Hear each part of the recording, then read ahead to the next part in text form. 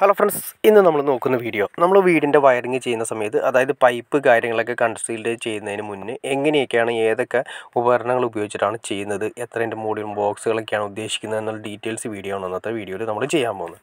നിങ്ങൾ കാണുന്ന പോലെ തന്നെ, അതായത് ഒരു തേപ്പ് കഴിഞ്ഞ വീടാണ്, നമ്മൾ അതുപോലെ തന്നെ റീസ്റ്റോർ ചെയ്യുന്നതാണ്. അപ്പോൾ അതുകൊണ്ട് ചെങ്കല്ലും കാര്യങ്ങളൊക്കെ ആയതുകൊണ്ട് നമ്മൾ കട്ടറാണ് കൊടുത്തിരിക്കുന്നത്. കട്ടർ വേണ്ട എത്ര പൈപ്പുകളാണോ ഇറങ്ങണമെന്ന് ആദ്യമേ നമ്മൾ തീരുമാനിക്കണം. അതിനനുസരിച്ചിട്ടുള്ള കട്ടറിൽ നമ്മൾ കട്ട് ചെയ്ത്, പിന്നെ കുത്തുന്ന സമയത്ത് ശ്രദ്ധിക്കേണ്ട കാര്യം വെച്ചാൽ ഓവറായിട്ട് കുത്തി കഴിഞ്ഞിട്ടുണ്ടെങ്കിൽ പൈപ്പ് ഒരുപാട് താഴേക്ക് പോകും, പിന്നെ ഭിത്തിയുടെ കനം വളരെ കുറഞ്ഞു പോകും. അപ്പോൾ അതുകൊണ്ട് ആവശ്യത്തിന് രീതിയിൽ കുത്തി ക്ലിയർ ചെയ്യേണ്ട. ഇതിപ്പോൾ ഒരു 20 mm പൈപ്പാണ്. ഈ 20 mm പൈപ്പ് കൺസീൽ ചെയ്ത് അതിൻ്റെ ഉള്ളിലിരിക്കാവുന്ന രീതിയിൽ മാത്രമേ നമുക്ക് കുത്തേണ്ട കാര്യമുള്ളൂ. ഓവറായിട്ട് കുത്തേണ്ട കാര്യം, അതിൻ്റെ ഉള്ളിൽ ഹോളാക്കേണ്ട കാര്യം നമുക്കില്ല. അതായത് നമ്മൾ വെച്ചതിന് ശേഷം കണ്ട ഫില്ലായിട്ട് ഇപ്പോൾ തേപ്പ് കഴിഞ്ഞുകൊണ്ട് തേപ്പ് കൂടി കൊടുക്കാനുള്ള, പരിക്കിന് കൂടി കൊടുക്കാനുള്ള ഒരു കനം കൂടി കൊടുക്കണം. ഇനി അതല്ല, തേപ്പ് കഴിയാത്ത വീടാണെങ്കിൽ ജസ്റ്റ് അതിൻ്റെ മുകളിൽ കൺസീൽ ചെയ്ത് നിൽക്കുന്ന രീതിയിൽ മാത്രം ചെയ്താൽ മതി. അത് ഞാൻ ജസ്റ്റ് നിങ്ങളെ കാണിച്ചു തരാം. ഏതെങ്കിലും ഒരു ഏരിയയിലുണ്ടെങ്കിൽ നിങ്ങളെ ജസ്റ്റ് കാണിച്ചു തരാം. ഇതിപ്പോൾ 20 mm പൈപ്പാണ് നമ്മൾ കൊടുത്തിരിക്കുന്നത്. 20 mm പൈപ്പും 25 mm പൈപ്പുമാണ് നമ്മൾ സാധാരണ വീടുകളിൽ വയറിങ്ങിന് വേണ്ടിയിട്ട് ഉപയോഗിക്കുന്നത്. പിന്നെ വരുന്ന ബോക്സുകൾ നമ്മൾ ബോക്സുകളുടെ അനുസരിച്ചിട്ടാണ് ഒരു ഏരിയ കൊടുക്കുന്നതൊക്കെ നമ്മൾ അങ്ങനെയാണ്. ഇവിടെ നമ്മളൊരു 4x4 ബോക്സ് കൊടുത്തിട്ടുണ്ട്, ജംഗ്ഷൻ ബോക്സ് ആയിട്ട് കൊടുക്കുന്നത്. അതിന് വേണ്ടിയിട്ടാണ് ആ ചെറിയൊരു കോളം പോലെ കൊടുത്തിരിക്കുന്നത്. പിന്നെ വരുന്നതെന്ന് വെച്ചിട്ടുണ്ടെങ്കിൽ ഇതെല്ലാം തന്നെ തേപ്പ് കഴിഞ്ഞ്, അതായത് രണ്ടാമതൊരു പുതിയ വീടല്ല, ഒരു പഴയ വീട് റീസ്റ്റോർ ചെയ്യുന്നതാണ്. അപ്പോൾ അതുകൊണ്ട് ആ ഏരിയയിൽ തേപ്പ് കാര്യങ്ങളൊക്കെ ഭിത്തി കഴിഞ്ഞുകൊണ്ട് അതുകൊണ്ട് ആ ഏരിയയിലേക്കാണ് നമ്മൾ വെട്ടിയിരിക്കുന്നത്. ഈ ഏരിയ രണ്ടാമത് അതിൻ്റെ സെക്ഷൻ വന്നിരിക്കുന്നതാണ്. അപ്പോൾ അതുകൊണ്ട് നിങ്ങൾക്ക് മനസ്സിലാക്കണ്ട, അതായത് തേപ്പ് കഴിയാനുണ്ട് തേക്കുന്നതിന് മുന്നേ. അപ്പോൾ അതിൻ്റെ ലെവലിൽ നമുക്ക് കുത്തി ക്ലിയർ ചെയ്താൽ മതി. ഇത് സോളിഡാണ് വന്നിരിക്കുന്നത്. സോളിഡ് നമ്മൾ ജസ്റ്റ് ഉളിക്കും ചിറ്റിയേക്കും പെട്ടെന്ന് അടിക്കുന്നതിന് മുന്നേ നമ്മൾ ആദ്യമേ തന്നെ കട്ടറിന് ജസ്റ്റ് ഒന്ന് വരയാന്ന് ഉദ്ദേശിച്ച് കട്ട് ചെയ്ത് പൈപ്പ് പോകേണ്ട ലെവലിൽ കറക്റ്റായിട്ട് കട്ടർ വെച്ചിട്ട് നമ്മൾ ഉപയോഗിക്കണം. ഇത് നമ്മൾ 800 വാട്ടിൻ്റെ കട്ടറാണ് സാധാരണ നമ്മൾ യൂസ് ചെയ്യുന്നത്. 800 വാട്ട് മതിയാവും. കാരണം വെച്ചിട്ടുണ്ടെങ്കിൽ നമുക്ക് എടുത്ത് പെരുമാറാനും കാര്യങ്ങൾക്കൊക്കെ 800 വാട്ട് മതി. 1000 വാട്ടായാലും പ്രശ്നമില്ല. മാക്സിമം 1000 വാട്ട് വരെ, 1200 വാട്ട്സിലേക്കൊന്നും പോകാതിരിക്കുക. കാരണം വെച്ചിട്ടുണ്ടെങ്കിൽ നമ്മൾ എടുത്ത് പൊക്കി ക്ലിയർ ചെയ്യണമെങ്കിൽ നമുക്ക് വെയിറ്റ് താങ്ങാൻ പറ്റണമെന്ന് നിർബന്ധമില്ല. പക്ഷേ അതുകൊണ്ട് നമുക്ക് ഏകദേശം ഒരു 800 വാട്ട് തൊട്ട് ഒരു 1000 വാട്ട് വരെ നമുക്ക് സിമ്പിളായിട്ട് യൂസ് ചെയ്യാം. അത് കട്ട് ചെയ്യുന്ന ബ്ലേഡ് എന്ന് വെച്ചിട്ടുണ്ടെങ്കിൽ നമ്മൾ കണ്ടോ, നിങ്ങൾ കാണുന്ന പോലെ തന്നെ കോൺക്രീറ്റ് കട്ട് ചെയ്യുന്ന ബ്ലേഡാണ്, അല്ലെങ്കിൽ ടൈല് കട്ട് ചെയ്യുന്ന ബ്ലേഡ്. ഇതിലേതെങ്കിലും നമുക്ക് ഉപയോഗിച്ച് ക്ലിയർ ചെയ്യാം. കോൺക്രീറ്റ് കട്ട് ചെയ്യുന്ന ബ്ലേഡാണ് കുറച്ചുകൂടി ബെറ്റർ. പിന്നെ നമ്മൾ ചിപ്പിങ്ങിന് വേണ്ടിയിട്ട് ഈ കട്ട് ചെയ്ത നമ്മുടെ സോളിഡും കാര്യങ്ങളൊക്കെ ചിപ്പ് ചെയ്യാൻ വേണ്ടിയിട്ട് ഹാമറിങ് ഉള്ള ഡ്രില്ലാണ്. അതായത് ജസ്റ്റ് ഇത് ഹാമറിങ് മാത്രമുള്ള ഡ്രില്ലാണ് ചെയ്യുന്നതാണ് ഏറ്റവും ഉത്തമം. റോട്ടറി ഇല്ലാത്ത ടൈപ്പാണ് കുറച്ചുകൂടി ഈട് കൂടുതൽ നിൽക്കുന്നത്. കാരണം ചിപ്പിങ് ലെവലിൽ വരുന്ന സമയത്ത് റോട്ടറി ഇല്ലാത്ത ഡ്രില്ല് ചിപ്പിങ്ങിന് വേണ്ടി മാത്രം, അതായത് ചിപ്പ് ചെയ്യാൻ വേണ്ടി മാത്രം വരുന്ന ഡ്രില്ല്, ഹാമറിങ്ങിന് വേണ്ടി മാത്രം വരുന്ന ഡ്രില്ലുണ്ട്. ആ ഡ്രില്ല് നമുക്ക് വൈബ്രേഷൻ വിത്ത് വരുന്നതാണ്. അപ്പോൾ അങ്ങനത്തെ ഡ്രില്ല് യൂസ് ചെയ്യുന്നതാണ് ഏറ്റവും നല്ലത്. റൊട്ടേഷനിലേക്ക് കൊടുത്തിട്ടുണ്ടെങ്കിൽ ഡ്രില്ല് പെട്ടെന്ന് കംപ്ലൈൻറ്റ് ആവാനുള്ള ചാൻസസ് കൂടുതലാണ്. റൊട്ടേഷനും അതുപോലെ തന്നെ ഹാമറിങ്ങോട് വരുന്ന ഡ്രില്ല് പെട്ടെന്ന് കംപ്ലൈൻറ്റ് ആവാനുള്ള ചാൻസസ് ഉണ്ട്. ഇതാകുമ്പോൾ പിന്നെ പ്രശ്നങ്ങളില്ല, ഒറ്റ പൊസിഷൻ ഉള്ളതുകൊണ്ട് പെട്ടെന്ന് കംപ്ലൈൻറ്റ് കാര്യങ്ങളൊന്നും സംഭവിക്കത്തില്ല.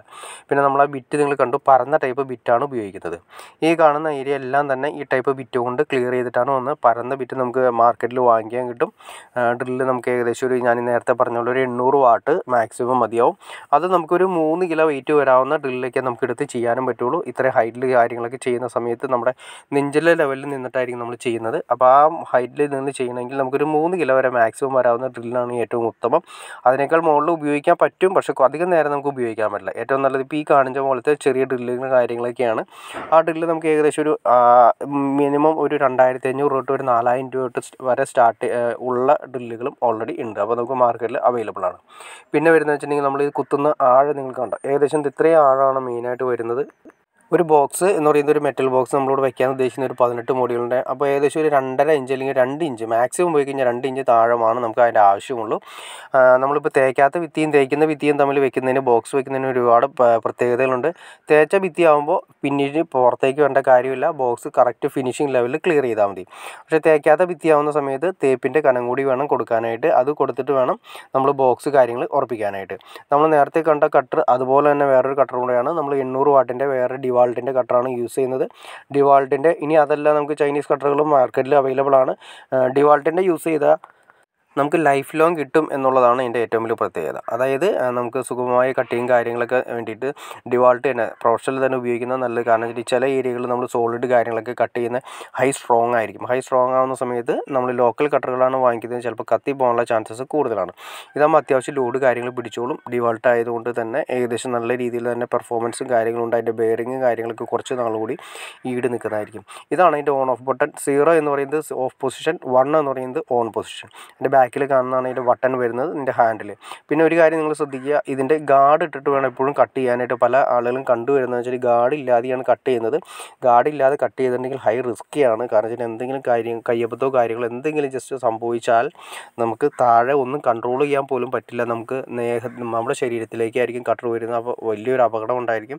പിന്നെ അതുമാത്രമല്ല, ഗാർഡ് ഉപയോഗിച്ച് കട്ട് ചെയ്യുകയാണെങ്കിൽ ഗാർഡിലേക്ക് വരുന്ന തെറിക്കുന്ന ആ പൊടിയും കാര്യങ്ങളൊന്നും നമ്മുടെ മുഖത്തേക്ക് തെറിക്കില്ല.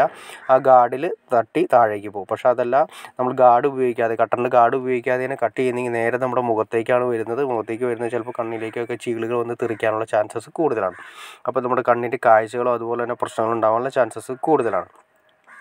പിന്നെ അതുപോലെ തന്നെ നമ്മളിത് ഈ രീതിയിൽ തന്നെയാണ് കട്ട് ചെയ്തിരിക്കുന്നത്. ഇറങ്ങുന്ന പൈപ്പുകൾ എത്രയാണോ അതിനനുസരിച്ചിട്ടാണ് നമ്മൾ കട്ടിങ്ങും കാര്യങ്ങളും കൊടുത്തിരിക്കുന്നത്.